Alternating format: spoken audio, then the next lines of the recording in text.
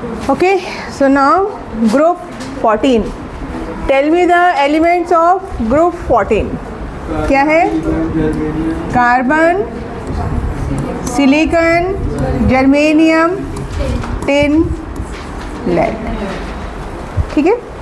यहाँ पर carbon behaves as non metal, जानते हैं आप सब लोग. What about the silicon and germanium? Metalloids. Metalloids क्या होते हैं ऋषित? दोनों का प्रॉपर्टी जो शो करते हैं उसको हम क्या बोलते हैं? मेटलॉइड्स. ठीक है.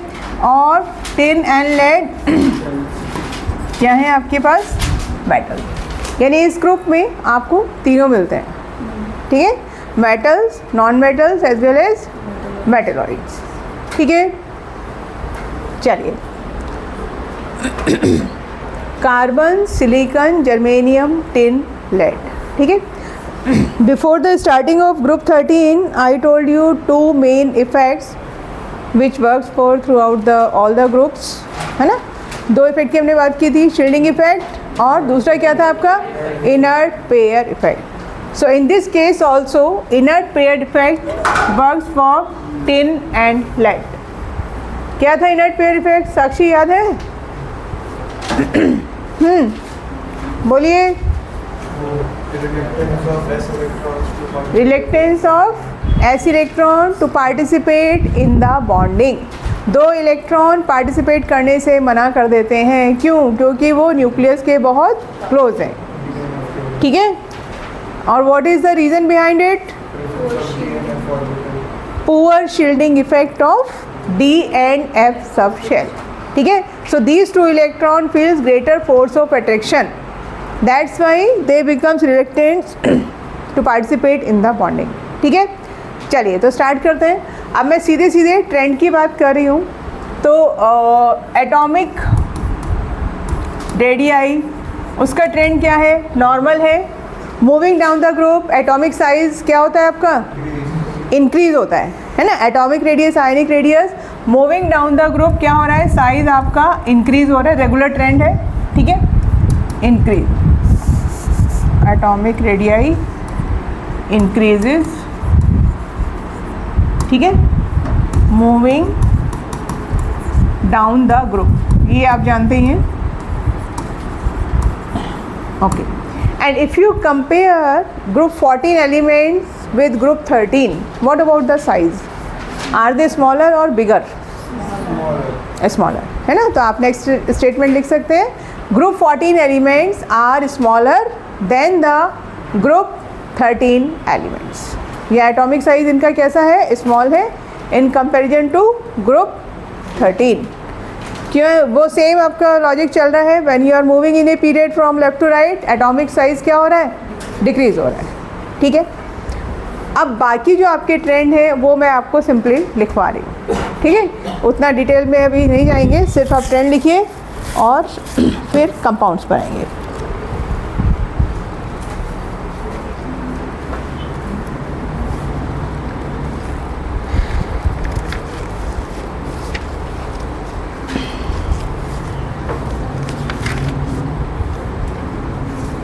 चलिए, नेक्स्ट आप लिखिए एक्सेप्शंस. ठीक है.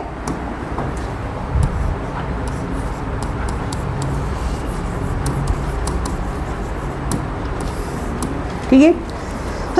इसमें मेल्टिंग पॉइंट आपको रेगुलर ट्रेंड नहीं मिल रहा है. एंड इलेक्ट्रोनेगेट आयोनाइजेशन एंथैल्पी, दोनों का आपका जो ट्रेंड है वो एकदम सेम. ठीक है. क्या है? कार्बन, अच्छा नॉर्मल ट्रेंड क्या है? आयोनाइजेशन एंथैल्पी का. Moving down the group atomic size increase हो रहा है, आयोनाइजेशन एंथैल्पी डिक्रीज होती है. इन्वर्सली प्रोपोर्शनल है. तो अभी तो यही चालू है आपका. देन जर्मेनियम और उसके बाद किसको आना था? टिन को आना था, लेकिन लेड आया है. ठीक है. ये है आपका एक्सेप्शन. पीबी और उसके बाद लास्ट में आ रहा है टिन. समझे? तो इसलिए इसको एज इट इज़ आपको याद करना है. ये है मेन. नॉर्मली तो ये क्या हो रहा है आपका? डिक्रीज हो रहा है. लेकिन लास्ट में क्या हो गया? लेड आया। अब इसका रीज़न क्या है? इसका रीज़न है it is due to lanthanoid contraction in PV. अब now what is the lanthanide contraction? Again it is the poor shielding effect offered by the D and F subshell. जैसे ही आप इधर बात करते हैं ना, ये लेड कौन से ग्रुप में, कौन से पीरियड में आएगा आपका? 6 में। टिन किस में आएगा? 5th में। तो यहाँ पर आते आते क्या हो रहा है, किसकी एंट्री हो गई? देखो यहाँ से आपका 3D शुरू हुआ, फिर नेक्स्ट वाले से क्या हुआ? 4D 4F, यहाँ पर 5D 5F, नीचे आते आते 6D 6F। तो ये सब क्या ऑफर कर रहे हैं? आपका पुअर शील्डिंग इफेक्ट, राइट? तो इसका रीज़न समझ में आया आपको? लैंथेनॉइड कॉन्ट्रैक्शन, ये भी डिटेल में आप पढ़ेंगे। लैंथेनॉइड कॉन्ट्रैक्शन किसकी वजह से हो रहा है? Due to poor shielding effect of 4F and 5D subshell.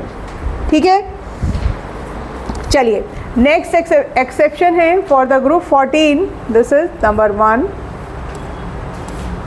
Second note down कीजिए, इलेक्ट्रोनेगेटिविटी। ठीक है, अगर आप एटॉमिक साइज के हिसाब से जाएंगे तो आपको नहीं मिलेगा करेक्ट आंसर। यहाँ पर क्या है? Silicon is equivalent to germanium. दोनों का इलेक्ट्रोनेगेटिविटी कैसा है? मोर और लेस सेम है। और इन्हीं के साथ कंपटीशन में कौन आया है? टिन। देखिए, ठीक है, तीनों का इलेक्ट्रोनेगेटिविटी कैसा है? सेम है।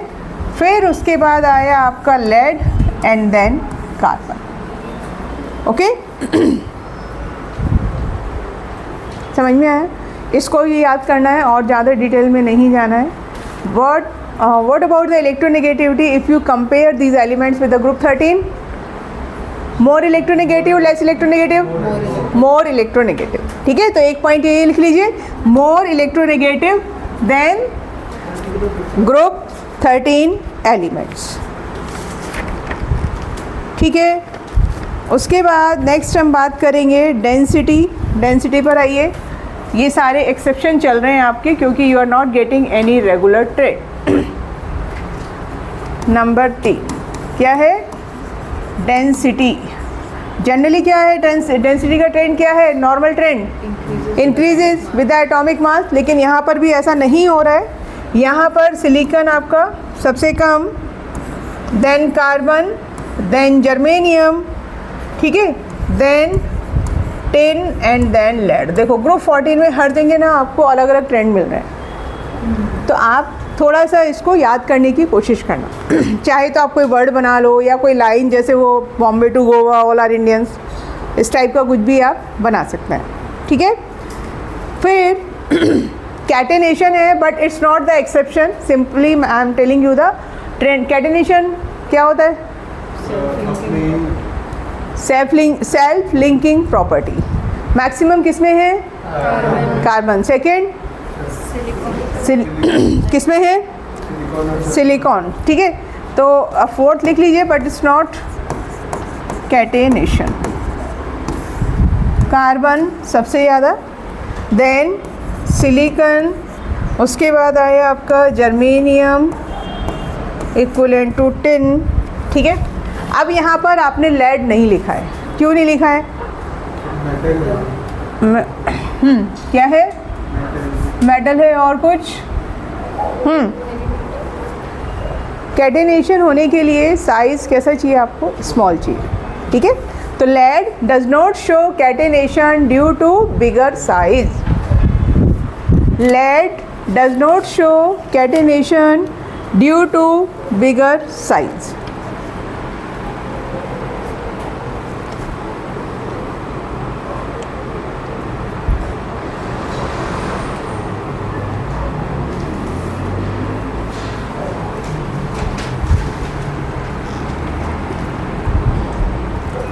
ठीक है, तो ये आपके मेन ट्रेंड होगा। मेटेलिक करेक्टर क्या हो रहा है? Moving down the group metallic character increase हो रहा है। ऊपर आपको नॉन मेटल मिला था और डाउन आपको क्या मिल रहा है? मेटल मिल रहा है। ठीक है, ओके। अब सीधे सीधे हम बात करेंगे ऑक्सीडेशन स्टेट। चलिए हेडिंग डालेंगे, ऑक्सीडेशन स्टेट।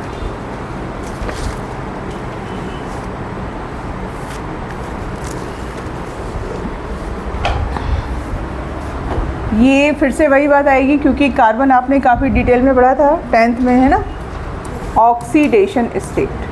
ग्रुप 14 है तो what should be the valency 4 होने, है ना। अब 4 में आप पॉजिटिव और नेगेटिव नहीं लगाते हैं, राइट। क्यों नहीं लगाते हैं? क्योंकि यहाँ पर क्या हो रहा है, कोवेलेंट बॉन्ड बन रहे, शेयरिंग ऑफ इलेक्ट्रॉन होता है, ठीक है। तो फर्स्ट केस आप ऑलरेडी पढ़ चुके हैं, C4 plus and C4 minus दोनों ही कंडीशन पॉसिबल नहीं है, जानते हैं आप। Carbon does not form cation and anion, ठीक है। इसका रीजन क्या है, energetically it is not possible to take out 4 electrons, बहुत एनर्जी चाहिए।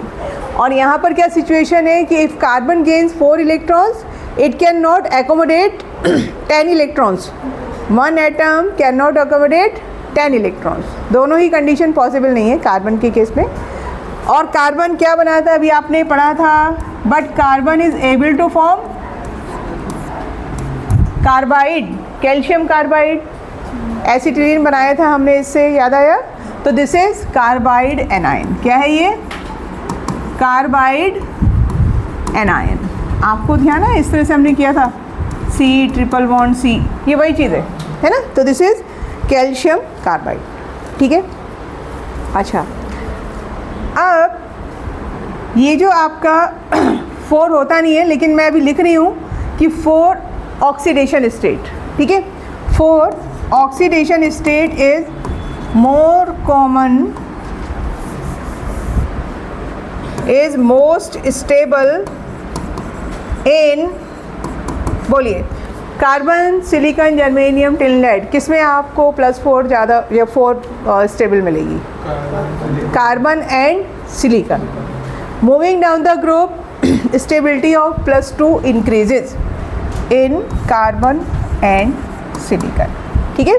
कार्बन और सिलिकॉन में आपको क्या मिलेगा, +4 और +2 एंड +4 लिख रही हूँ मैं, ठीक है।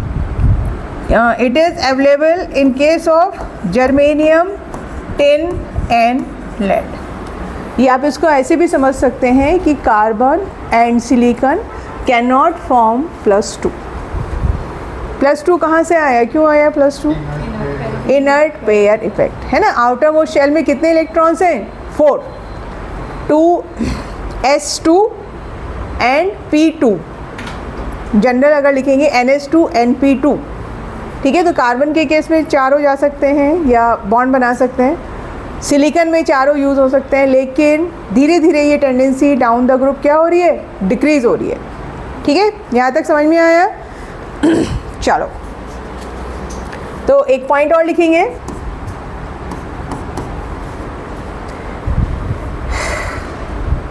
देखिए, इन case of germanium 4+ is more stable then Ge2, ये आपको बहुत इंपॉर्टेंट पॉइंट बता रही हूँ। Sn के केस में भी 4 positive is more stable then Sn2, ठीक है। लेकिन लेड के केस में, लेड आपका एक्सेप्शन है, Pb+2 is more stable then, yes, और ये है आपका इनर्ट पेयर इफेक्ट, ठीक है। अब यहीं से 2 चीज़ें और आपके मतलब क्वेश्चन फ्रेम कर सकते हैं इसके ऊपर। लेड के केस में +2 है, सुनिएगा ध्यान से, लेड +4 किस में जाना चाहेगा, +2 में जाना चाहेगा, है ना। +2 में जाने के लिए it has to lose electron और गेन इलेक्ट्रॉन, गेन करेगा, +4 से कहाँ जाएगा, गेन करके 2 में जाएगा।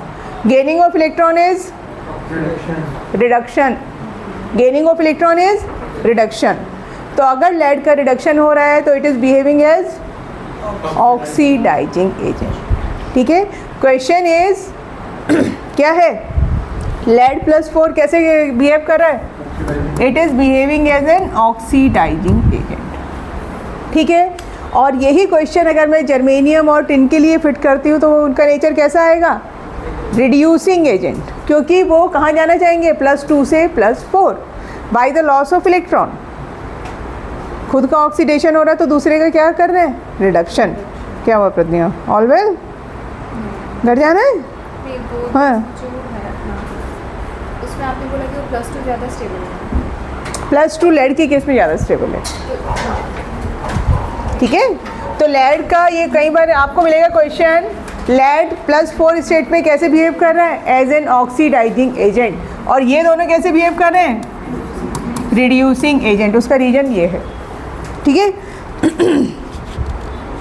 चलो, और देखो अगर ऑक्सीडेशन स्टेट आपका 4 है तब क्या हो रहा है, ठीक है, इधर मैं लिख रही हूँ ऑक्सीडेशन स्टेट +4, 4 ही है, ये प्लस का मतलब आप वैसे मत कंसीडर करिएगा इसको कि लूज़ किए हुए इलेक्ट्रॉन्स। ठीक है, चलो, तो यहाँ पर जो नेचर ऑफ बॉन्ड है कैसा है, कोवेलेंट। ध्यान दीजिएगा, जहाँ पर आपको ऑक्सीडेशन स्टेट क्या मिल रहा है, 4 मिल रहा है, तो वहाँ पर type of bonding is covalent. ठीक है, ड्यू टू, इसका भी रीज़न है, ड्यू टू एक्सट्रीमली, किस केस में मिल रहा है ये, carbon, extremely small size and high charge. ठीक है, अगर आपका +2 है तो नेचर ऑफ बॉन्ड क्या हो जाएगा, आयोनिक। अब आपसे पूछेंगे PbCl2 आयोनिक, PbCl4 कोवेलेंट। समझ रहे ना, इस तरह से आपको घुमा फिरा के क्वेश्चंस मिलेंगे। तो अगर ऑक्सीडेशन स्टेट आपको क्या मिल रहा है, +2, तो नेचर ऑफ बॉन्ड क्या हो गया, आयोनिक। क्यों हुआ, बिकॉज ऑफ लार्ज साइज। आपको समझ में आ रहा है ना, +2 कहाँ मिल रहा है, मूविंग डाउन द ग्रुप, किस केस में, मेनली लेड के केस में, लेड का साइज सबसे बिग। ठीक है कोई कंफ्यूजन? ठीक है, लेड, और अब ऐसे क्वेश्चन है ये आपका SnCl4 एंड SnCl2, इसमें से which one is covalent and which one is ionic. समझ में आ रहा है? ठीक है, तो इसके नीचे आप लिखेंगे this is covalent and this is ionic. Okay,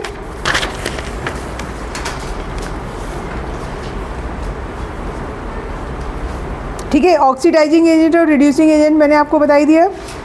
ठीक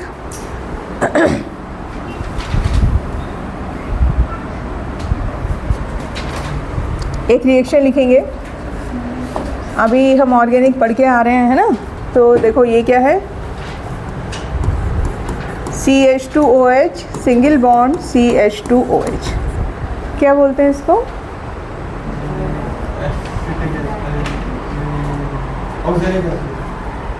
एसिड है नहीं ना बेटा, इट्स नॉट एसिड, COH नहीं है, अल्कोहल है, इथाइलिन ग्लाइकोल, या आप क्या बोलेंगे, इथेन 1,2-डाइऑल। नहीं कुछ आ रहा है तो IUPAC तो बता ही सकते हैं। ठीक है, कॉमन नेम क्या है, इथाइलिन ग्लाइकोल, और क्या है, इथेन 1,2-डाइऑल। ठीक है, ये रिएक्शन कर रहा है CH3COO4 Pb। इसका स्ट्रक्चर समझिए, what is the oxidation state of lead in this case, Tanish बोलिए, कितना है लेड के ऊपर चार्ज, या ऑक्सीडेशन स्टेट कितना है, माइनस, बोलो, माइनस प्लस क्या, नंबर बोलो, लेड का इतना टाइम लग रहा है, +4 है। एसिडेट आयरन के ऊपर कितना चार्ज रहता है, -1, कितने कनेक्टेड हैं, 4, तो यहाँ पर आयरन किस में अवेलेबल है, +4। ठीक है, +4 वाला आयरन कैसे बिहेव करता है, लेड, सॉरी आयरन बोल रही, +4 वाला लेड नहीं, कोवेलेंट तो है, रिड्यूसिंग एजेंट है या ऑक्सीडाइजिंग एजेंट है, ऑक्सीडाइजिंग एजेंट। क्या है, ऑक्सीडाइजिंग एजेंट। ये +4 में अनस्टेबल है, किस में जाना चाहेगा, +2 में जाना चाहेगा। ठीक है, अब ये ऑक्सीडाइजिंग एजेंट है तो इसका क्या करेगा भाई, किसको पकड़ लेगा, ये खुद ऑक्सीडाइज होने के लिए, रिड्यूस होने के लिए इसका क्या करेगा,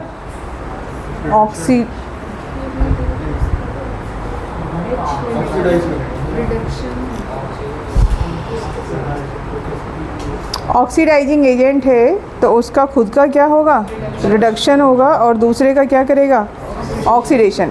अल्कोहल का ऑक्सीडेशन होता है, सीक्वेंस याद करो, एल्डिहाइड। देखिए यहाँ पर प्रोडक्ट मिलेगा आपको SCHO plus CH3COO whole twice Pb and one of the molecule will give you CH3COOH. ठीक है, this compound is known as lead tetra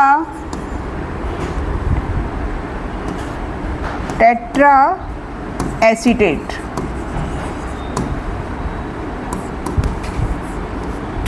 ठीक है, लेड टेट्रा एसीटेट।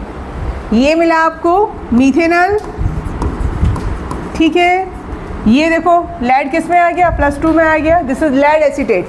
इसको आपने नाम दिया tetra acetate and that is lead acetate. और one of the molecule, यानी यहाँ से समझिए एक अल्कोहल किस में चेंज हो गया, एसिड में। ठीक है, ये बॉन्ड ब्रेक हुआ है आपका, गॉट इट। तो यहाँ पर लेड कैसे बिहेव कर रहा है कैसे बिहेव कर रहा है, एज एन ऑक्सीडाइजिंग एजेंट। तो आपको कुछ क्वेश्चन ऐसे भी मिल सकते हैं कि आपको लेड का नेचर फाइंड आउट करना पड़ेगा। ठीक है, ओके, चलो एक और रिएक्शन, उसको आप मुझे बताएंगे उसमें लेड कैसे काम कर रहा है। PbO2 plus 4HCl is giving you PbCl2 plus Cl2 plus water. This is a laboratory preparation of chlorine. Yes, बना सकते, नहीं I1O2 से नहीं है।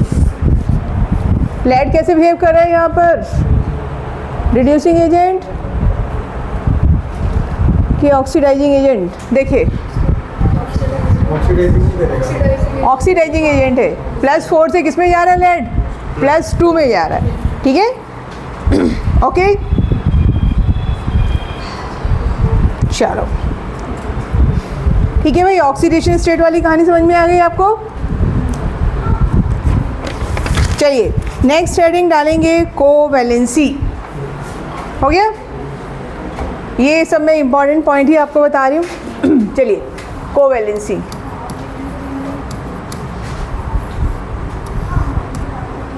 कार्बन का कोवैलेंसी कितना रहेगा, 4। कार्बन 4 से ज़्यादा आगे नहीं बढ़ सकता। व्हाट इज़ द रीज़न, क्या नहीं है कार्बन के पास ज़्यादा बॉन्ड बनाने के लिए, 3D सबशेल एब्सेंट है ना, पूरे पीरियड 2 एलिमेंट्स के लिए। तो इसलिए मैक्सिमम कोवैलेंसी कार्बन का, maximum covalency of carbon is 4। ठीक है, बाकी एलिमेंट्स क्या कर सकते हैं, बाकी एलिमेंट्स 5 बना सकते हैं और 6 बना सकते हैं। ठीक है, because the remaining elements are having 3D subshell. ठीक है,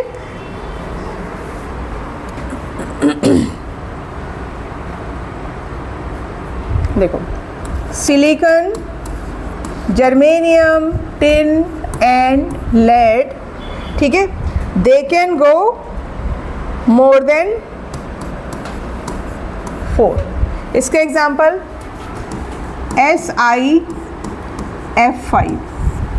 ठीक है, यानी यहाँ पर कितना चार्ज आएगा, -1। समझ में आ रहा है, SiF4 तो बनेगा ही नॉर्मली, 4 बॉन्ड तो बनेंगे ही ना सिलिकॉन के, कार्बन के जैसे ही है ना, सिलिकॉन कार्बन का ही ग्रुप मेंबर है, CCl4 बन रहा है, ऐसे SiF4 बन रहा है। लेकिन सिलिकॉन के पास एक क्या है, गैस्ट्रोम है, यानी एम्प्टी सबशेल है। So it can accept a lone pair from fluorine, क्या बना सकता है, SiF5। ठीक है, ऐसे ही जो जर्मेनियम है, germanium can get 2Cl, GeCl4 common, वो 2Cl एक्सेप्ट कर रहा है, इसलिए चार्ज कितना आया, -2।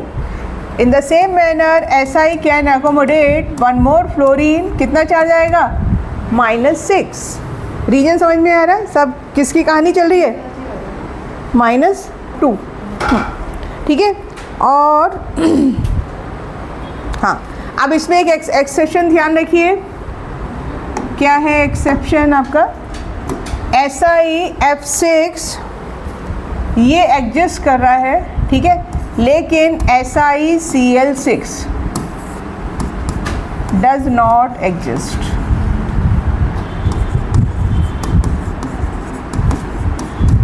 आप मुझे इसका रीजन बता सकते हो, ऐसा क्यों हुआ? सोचो आपके हिसाब से क्या answer?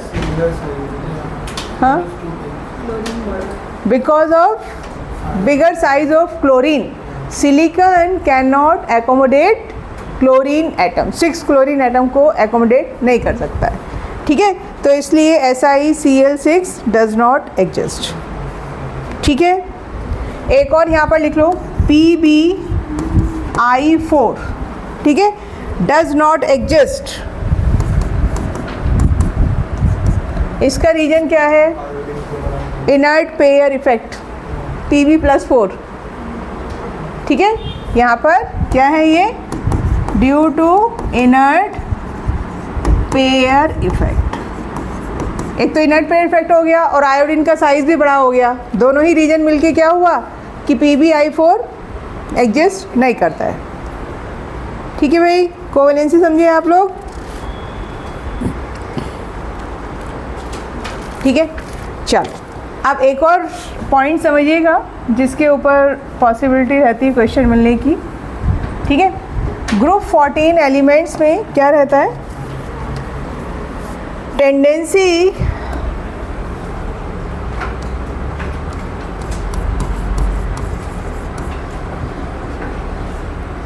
Tendency to form p-pi bonds. p-pi bonds का मतलब समझ में आ रहा है? पाई बॉन्ड फॉर्मेशन, ठीक है। यहाँ पर क्या होता है? p-pi बॉन्ड्स बनते हैं, ठीक है, लेकिन carbon can not form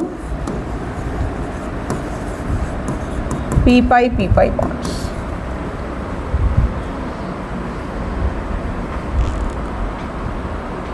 carbon can not नहीं, कैन फॉर्म, सॉरी, कार्बन तो बनाता है pi bonds. Carbon can form p-pi bond, जैसे यही आपका डबल बॉन्ड, ट्रिपल बॉन्ड, ठीक है, C डबल बॉन्ड O, इस तरह से अभी आपने पढ़ाई है, तो ये क्या है आपका p-pi बॉन्ड। अब अगर आप ग्रुप में बात करते हैं तो ये टेंडेंसी इंक्रीज होना चाहिए या डिक्रीज होना चाहिए? डिक्रीज होना चाहिए, क्योंकि साइज़ क्या हो रहा है वापस आपका बड़ा हो रहा है, तो p-pi और d-pi बॉन्डिंग यहाँ पर बहुत कम मिलेगी, ठीक है। लिख लीजिए, this tendency decreases down the group. Tendency decreases down the group. क्या रीज़न मिला आपको? Due to bigger size and low electronegativity, ठीक है, due to bigger size and low electronegativity. अब ये जो आपने सीखा है इसके ऊपर बेस्ड क्वेश्चन समझिए किस तरह से आपको क्वेश्चन पूछेंगे। सी फर्स्ट क्वेश्चन,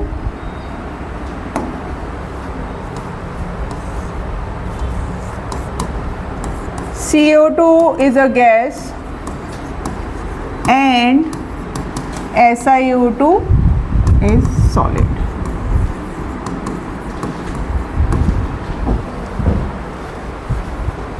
हाँ भाई, CO2 गैस है, कार्बन सब जानते ही हैं, बचपन से पढ़ते आ रहे हैं, केमिस्ट्री का मतलब CO2 ही है, इसमें वही सिखाया था ना पहले, हाँ। उसके बाद SiO2 क्या है? SiO2 के बारे में बताओ पहले मुझे, जानते हैं SiO2?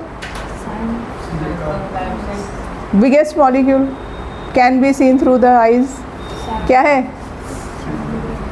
सैंड पार्टिकल, देखा ना, सैंड, रेत, बालू, मिट्टी, हिंदी में मिट्टी में क्या है मेजर? हाँ, रेत, उसका जो सिंगल पार्टिकल है क्या है वो? SiO2 है, ठीक है। कैसा है सब जानते हैं, सॉलिड है, जाइंट मॉलिक्यूल है, आप देख सकते हैं, it is the only molecule which can be seen through naked eyes, बाकी नहीं देख सकते।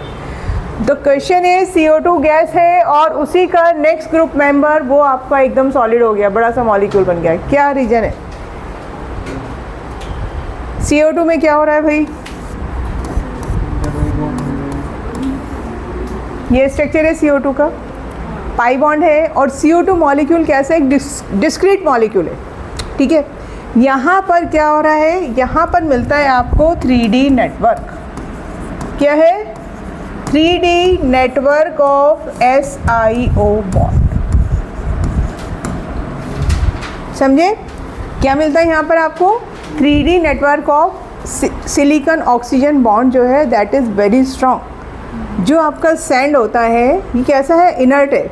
Sand does not react with acid, sand does not react with base. बहुत सारे कंपाउंड आप सैंड की हेल्प से, एक जैसे आपका वाटर बाथ जानते हैं, वाटर बाथ, वे नॉर्मल ये नहीं बात कर रही हूँ, हम जो नहाने धोने की बात नहीं कर रही हूँ। वाटर बाथ का मतलब होता है कि आपने एक बड़े से कंटेनर में वाटर बॉईल किया। अच्छा हाँ, आप वो चॉकलेट कैसे मेल्ट करते हैं? डायरेक्ट हीटिंग नहीं करते ना चॉकलेट की, जानते हैं आप लोग? चॉकलेट को अगर मेल्ट करना हो तो एक बड़े से बॉल में क्या करेंगे? वाटर गर्म करेंगे, उसके अंदर दूसरा कंटेनर और उसके अंदर चॉकलेट, ऐसे मेल्ट की जाती है। बॉयज़ को अगर नहीं पता है तो आप लोग तो शायद जानते होंगे। हाँ, क्यों पता है ये? तो वो जो आपका वाटर वाला कंटेनर है क्या है? Water bath. ऐसे ही एक बनता है ऑयल बाथ। ऑयल बाथ का मतलब ऑयल गर्म कर रहे हैं, उसके अंदर कुछ आपने दूसरा कंटेनर रखा और तब आप अपना काम कर रहे हैं। ऐसे एक होता है सैंड बाथ। सैंड को आप हीट करते हैं, सैंड कैन यानी sustain up to very high temperature. Water उतना नहीं करेगा, वाटर इवेपोरेट हो जाएगा। वाटर 100 डिग्री पे क्या हो जाएगा? इवेपोरेट हो जाएगा। लेकिन सैंड का टेम्परेचर आप बहुत ज़्यादा ले जा सकते हैं, ठीक है। तो ये रीज़न क्या है, क्यों आपका सैंड बाथ इज़ पॉसिबल? इसका रीज़न ये है बिकॉज ये जो बॉन्ड है दिस इज़ क्वाइट स्ट्रॉन्ग, ठीक है। ये बहुत आप हाई टेम्परेचर तक सैंड को क्या कर सकते हैं? हीट कर सकते हैं। बहुत सारे कंपाउंड जिनका बॉइलिंग पॉइंट, मेल्टिंग पॉइंट बहुत ज़्यादा है, वाटर बाथ से काम नहीं चलेगा, तो आप उसको सैंड में करते हैं। और क्या करते हैं सैंड में? अभी आप नहीं जानते होंगे। पीनट्स बहुत लोग फ्राई करते हैं और वो क्या बोलते हैं, पीनट्स हो गए आपके, चने, चने जानते हैं? ग्राम, एक तो कच्चा होता है, एक रोस्टेड होता है। कैसे रोस्ट करते हैं? सैंड बाथ, सैंड में लेके करते हैं बहुत सारे लोग। राइस जो पफ बनाते हैं ना, कॉर्न, पॉपकॉर्न, अभी तो मशीन्स आ गई हैं, पहले कैसे होते थे? पहले सैंड बाथ में करते थे उसको। देखिएगा ऐसे बनता है, ठीक है।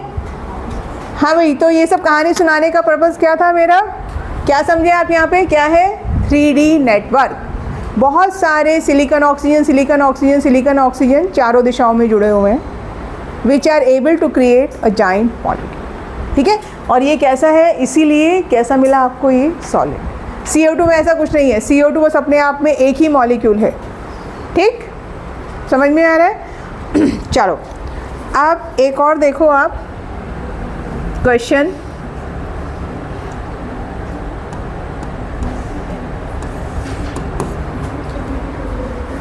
आप कंपेयर कर रहे हैं CH3 होल थ्राइस N, ठीक है, और दूसरा लिया आपने SiH3N। पहले जरा ध्यान से देखो दोनों स्ट्रक्चर को, कहाँ डिफरेंस मिला आप लोगों को?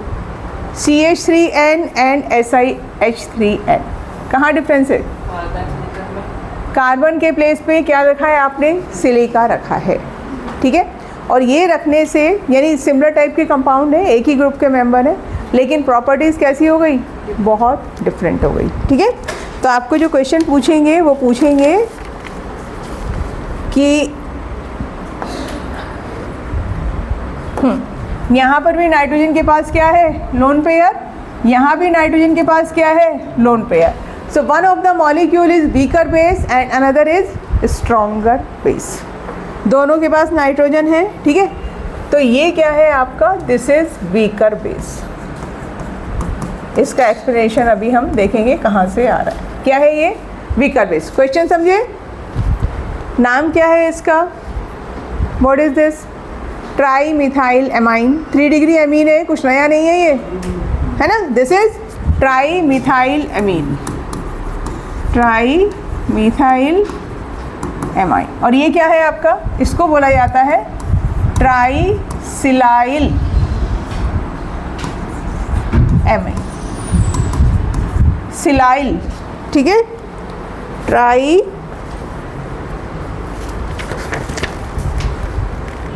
सिलाइल, SI है, Y नहीं है यहाँ पर, SILYL, ट्राई सिलाइल एमाइन, ठीक है। आप दोनों को कंपेयर कर रहे हैं, तो बताइए कार्बन का यहाँ पर नाइट्रोजन का हाइब्रिडेशन क्या है, नाइट्रोजन का हाइब्रिडेशन sp3, दोनों ही केस में नाइट्रोजन कैसा है आपका sp3। Then what is the shape, इस केस में शेप क्या थी, पिरामिडल, क्योंकि एक लोन पेयर है, ठीक है।